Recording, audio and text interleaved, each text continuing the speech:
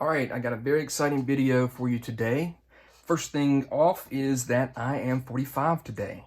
So thank you very much. It's my birthday, and I figured much like a hobbit, I would give y'all a gift of this cool video to show you about this neat product, Tournament of Pigs. So this is a box set adventure. It says a semi-competitive zero-level adventure box set. This is for DCC RPG, and it's also for 5th edition. So if you'd like to pick this up, there's a link to Drive-Thru-RPG to pick up the PDF. If you get the PDF, you'll get both the DCC and 5e versions of this.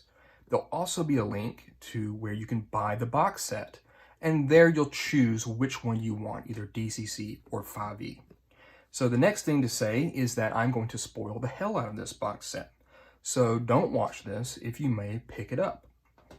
This thing's got a lot of weight to it, so it's very hefty. It's going to look great on a shelf. And it was a Kickstarter, of course. So let's take a look at the back and see what comes in it. A huge 26 by 18 arena battle board, a 100+ page campaign rules book, 20 commoner standees, 35+ monster standees, a score sheet pad for tracking player scores in the tournament, environmental tiles to be used to represent traps and special objects in each event, and 2 27-card item decks to represent a crap rack and silver rack. So big kudos to going the extra mile to provide all that stuff for this box set. And it says MSRP of 50 bucks. So I'm going to flip it over here, and we're going to go through what's inside. So I'll be putting some stuff aside. First thing you see is the zero-level rule book. Take that out. Complete rules for adventuring as commoners in 5th edition Dungeons & Dragons. This, in essence, allows you to play zero-level characters in a funnel for 5th edition. It's got everything you need in there, and it's a very handy book to have.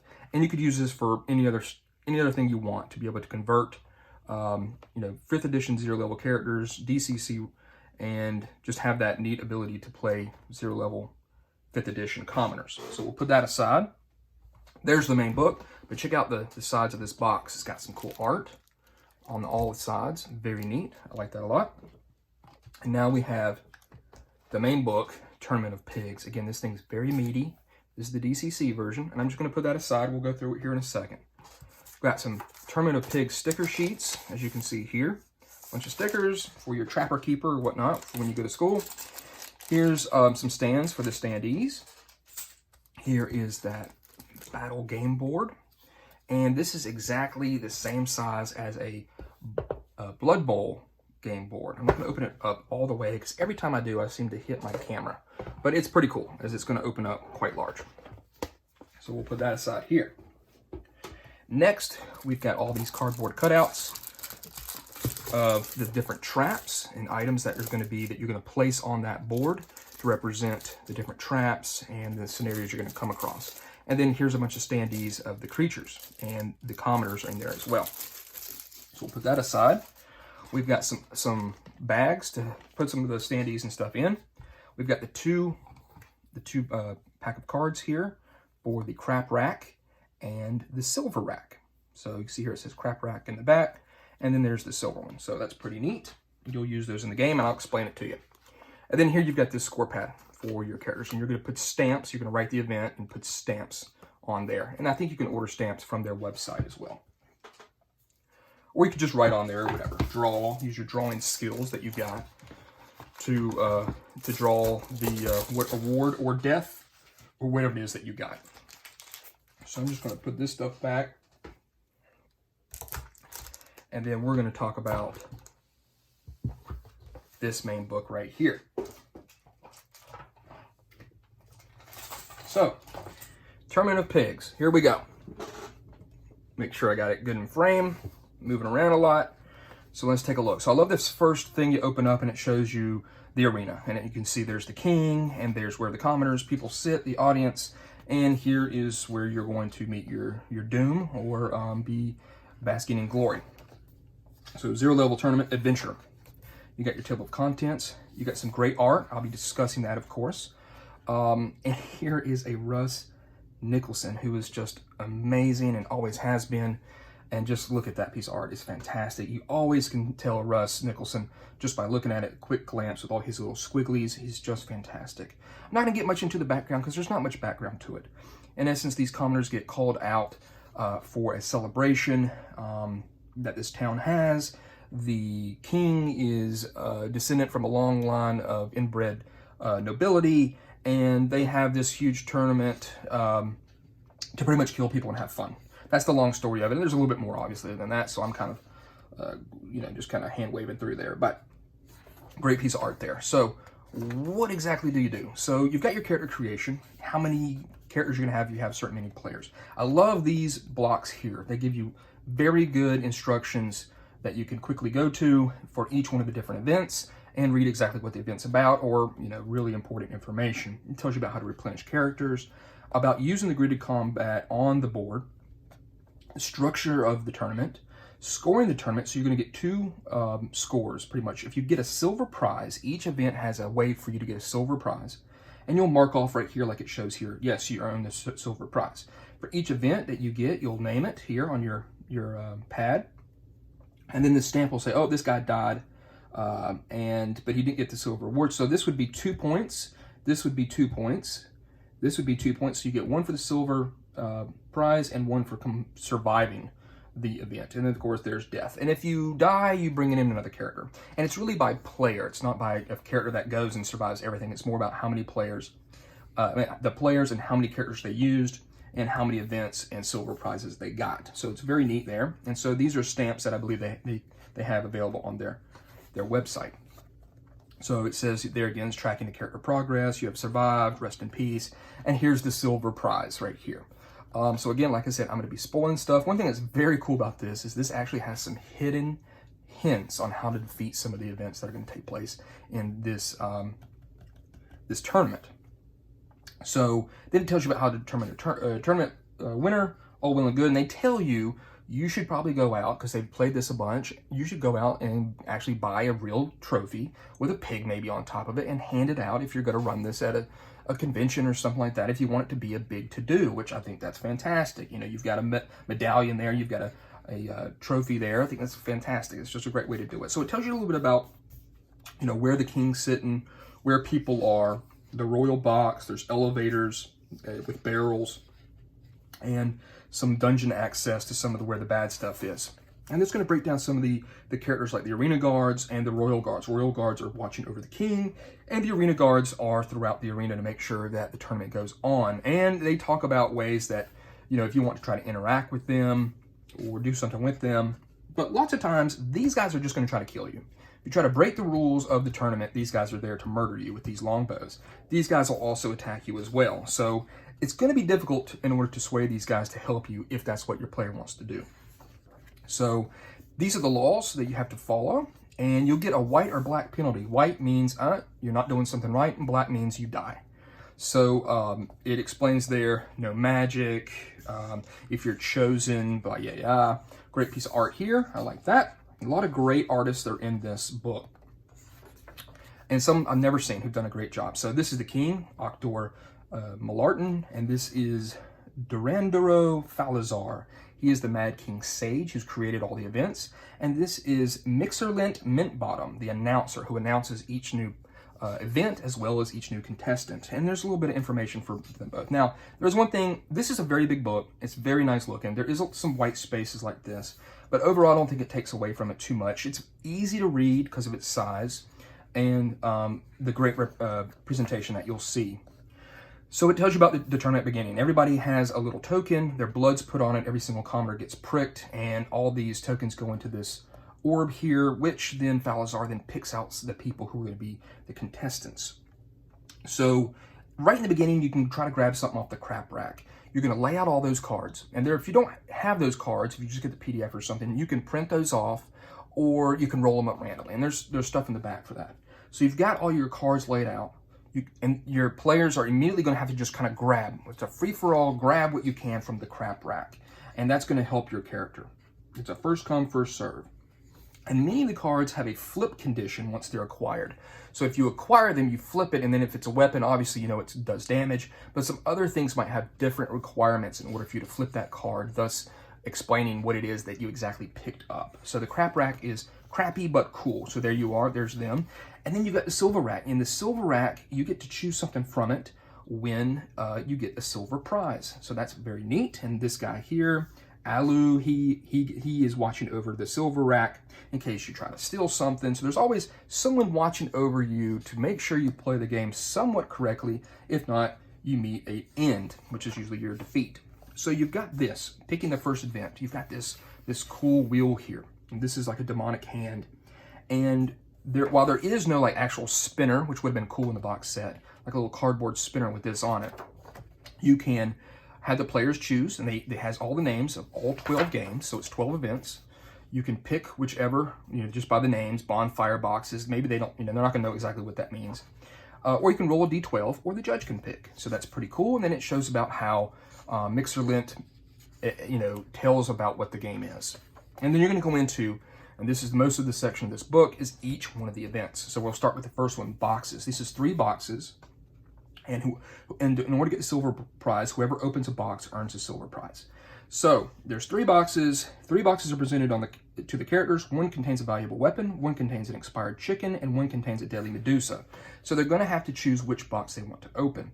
And there's always something in here about rules for people that want to try to skirt around these boxes or do something to them, damage them, whatever. So there's a sword, there's a chicken. Nope, actually it's a cat who happened to get into the box and eat the chicken. And then the third one is the Medusa. And you can see here, subtle hint, there is a hint to boxes on the silver prize stamp. Sure enough, that middle box has got the Medusa. And this is one thing I want to say about the art. This piece looks fantastic. Just a great piece of art. And I really like this person here, Kurt Komoda. He's done a great job. And I don't know if it's just part of the layout, the printing of it, or what. This is a great piece of art. It's just a little dark, I think. I said it's really good, and it's a shame because to me it just seems a little bit darker than it should be. And it may not seem like that way because of the camera and the light that's on it, but in person here, it's a little dark. So they've got to choose. And some of these events are not extremely deadly. Most of them will kill you in some form or fashion, but it's not just a terrible slog. But some of them are very, very cool, and they obviously thought about some neat stuff to do. And then, usually what happens is a horn blows. If anytime you get the silver prize, kind of a horn blows, it's the silver prize horn. And then the event is concluded, and there's different ways that it might be concluded. And then you've got Grease Grab, and this is a great picture again by Russ Nicholson. He's just absolutely great. Bunch of grease, you've got to catch these pigs, you've got to try to put them in their pens. And again, you're gonna be using that board. You've got the little pig standees, and your character's gonna be running around. The pigs go in different directions. You've got a lot of great text here, descriptive text about the piglets being let loose. So this one's not deadly, but it's very fun, and they definitely cover all bases if you want to try to kill a pig or do this or do that. Lighting the grease on fire, what that would do, how the pigs move, very neat. The Sphinx is very neat. A character who accepts the Sphinx challenge and answers correctly is awarded a silver prize. So you all are attached to catapults, and they're human-sized catapults. And a man goes around and asks you a riddle. If you get it wrong, you are flung into the air and more likely killed. Now, you can say you don't want to do the riddle, and you're going to have a flip of the coin whether or not you live or die. And of course, the crowd's not going to like that. You're obviously trying to play up to the crowd to some degree. And here he is right here. And he's the Majesty's Riddler. Here's a great piece of art showing you some of the guys that have made Grisly Fate from being tossed up into the air. So he's going to go around asking you different riddles, and here's a bunch of different riddles you can ask your players for their characters, and of course you can get some online, but this has got a lot. I think there's 11 of them. And some of them are fairly easy, I felt, which is good, because sometimes riddles in games are tough, man. So Pigskins is fun. This is, in essence, a game of kind of like a football game, in essence. And what you've got is, you've got orcs, you've got 2 goals, and what you've got to try to do is decapitate the orcs and throw their head into the hole and score a point. And they're going to try to do the same to you. And there's rules for if they're on the ground, you want to try to, cut their head off and throw it into a goal if you put it in the wrong goal. And they've got halberds, which are, they're head-lopping halberds. They're very good at knocking off your head if they get a +5 over your armor class. Now, it'd be good, of course, to kill one of these orcs and take their halberd. That would be fantastic. And again, here, I think you can see this is just a little dark, I feel, the art. So a deadly game, obviously, is you're going to be fighting these orcs and trying to throw, and there's rules, of course, obviously, for trying to throw the head through the hole. You can try to get up there if you have someone helping you, but very neat. Here's Ian Bagley, who I really like him from the first box set of Astonishing Swordsmen and Sorcerers of Hyperborea. His style is back, and I'm glad to see it. Pound of Rust. So each character, we'll talk about this in a second. So this is a neat little box trap puzzle. You've got two rust monsters on one side and a huge angry owlbear on the other. And you've got to figure out what to do here. And the owlbear is just going to absolutely wreck you, as it's a giant owlbear, very tough. And so it says, each character that sacrifices a weapon or piece of metal that is armor worthy, approximately 3 pounds, to the rust monster earns a silver prize. Additionally, additional metal does not earn additional prizes, but it does prevent the owlbear from attacking. So what you have to do, and realize there are ways to circumvent this event, but what it wants you to do is sacrifice your weapons to the rust monsters. The rust will go down into some mechanical contraptions that will let you win this event. It'll destroy it. See, it says here, the character's goal is to feed the rust monsters enough metal in order for the rust they produce to filter down through the small holes in the mesh and destroy the delicate machinery underneath the cage. And it tells you how many that's going to be, and if you have less people or so. So, failing to solve the trap, successful conclusion. Of course, you could try to kill the giant. Some people might try to kill the rust monsters. So this is a give up what you have to defeat the event.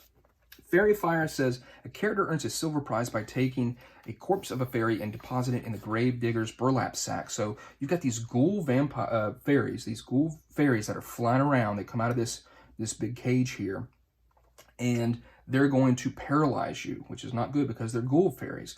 And if they do, these goblins are going to run out and they're going to throw oil on you and set you on fire. You don't want that. That's bad. So you're going to be running around trying to not get hit by these fairy ghouls, kill them, and go run and put them in this guy's sack. So this could be a very deadly encounter, of course, when paralyzation is involved. Let's see. It's a thick pages. I keep on thinking it's an extra page, but it's not. Duet is interesting. You've got 2 harpies. It says a character can earn a silver prize by killing a purple harpy. They're plain songs, they're singing, and of course it's a song of domination over your character, so you have to try to fight against that. The arena guards have wax in their ears, and one of the items you could have gotten earlier is some wax, so you can pass that around to your fellow characters. So you can either hoard it for yourself or maybe give it to someone. So that's where that semi-competitive thing kind of plays in. So what's going to happen is these purple harpies are solitary creatures. They do not like other harpies, so they're going to send the people they've dominated against the other people that the other harpy has dominated. So you're going to be fighting off this domination song and then maybe trying to kill the harpies so that this event will be over and hopefully not be killed by your companions. I guess I should say that, the other combatants in this contest, I guess. So rules for dominating creatures, killing the harpies, heavy metal. Heavy metal is funny. It says characters earn a silver prize for assembling a full suit of armor. You've got a huge 10 by 10 foot thing of just metal stuff, just a bunch of crap laying on the ground, and some of it is armor, and you're going to have to search through that over a certain amount of time. If not, these guys are going to shoot these rockets. They're not exactly arrows, they are, but they're arrows that go and then they explode. So you can hide underneath the armor, you can try to put together armor pieces. You can see a great piece of art here. Mess with the guards, and it says there's 4 different actions: survey, looking through, digging through, improvised donning of the items, and then trading with other contestants. Random scrap you may get that is not going to be armor, and then if you do happen to find armor. And so you pretty much just have to survive. The arrows are lit, the halfway point, the arrows fly, what type bonuses you get, and you're able to survive the exploding arrows, and you get to keep whatever you find. So that's good.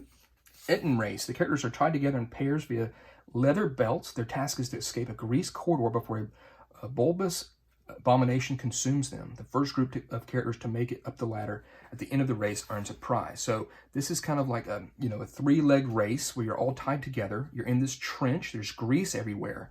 And this gibbering mouther here is trying to kill you. And it's spitting at you. It's acid, and it's coming at you, and it's devouring you.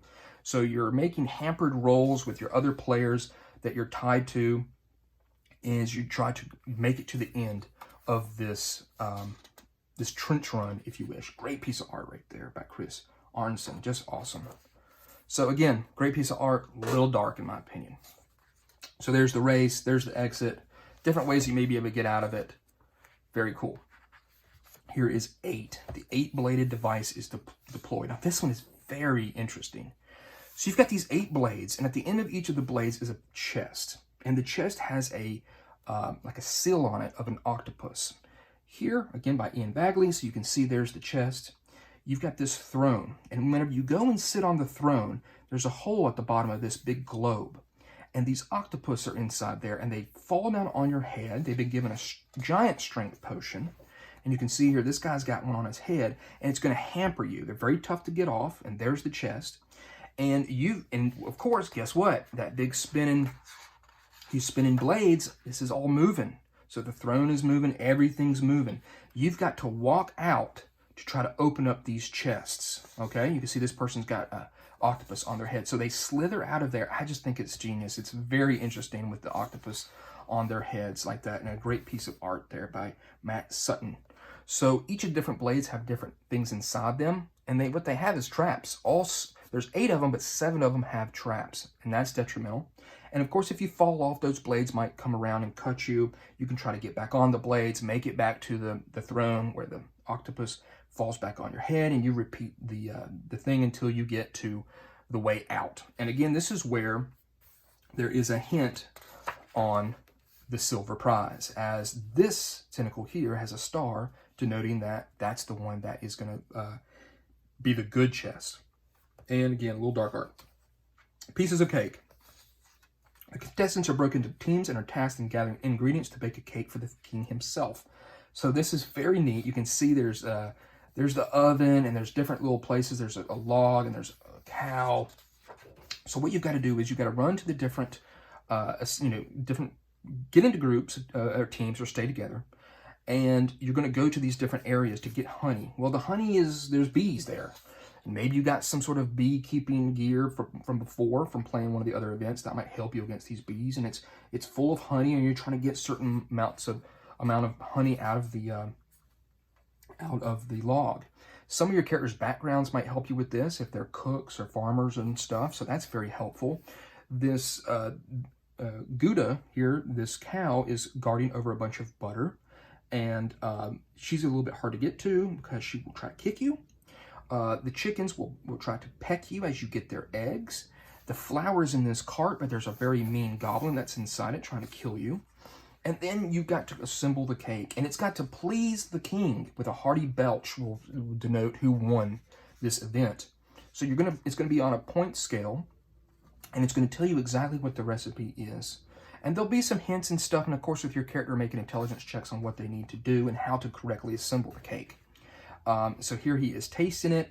All of the contestants' heads are placed down on chopping blocks with people, I love mom, with these executioners ready to cut their heads off if he doesn't like the cake.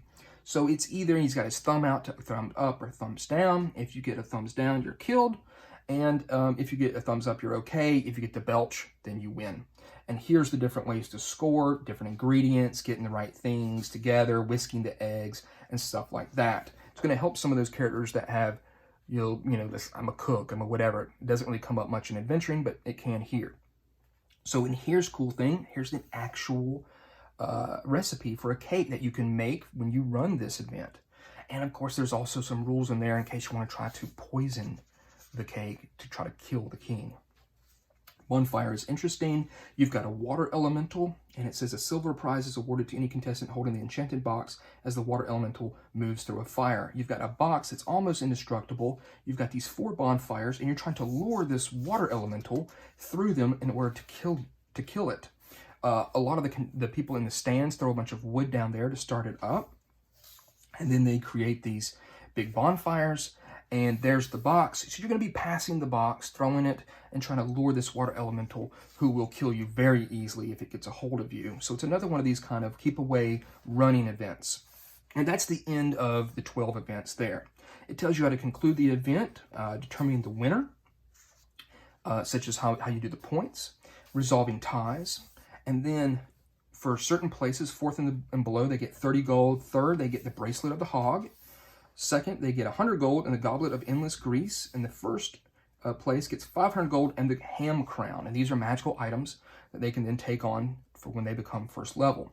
So the Bracelet of the Hog lets you pretty much, when placed around the wrist of a willing humanoid creature, this creature may imagine any pig, hog, or boar they have previously encountered and be transformed into that creature for 1 hour. So it lets you turn into a hog. This thing allows you to pour out a bunch of grease 24 hours a day, like it refills a certain amount of grease. And it's a lot of grease, so that's going to be helpful. And then the Ham Crown, pretty much all animals are going to have to make a will save in order to fight you.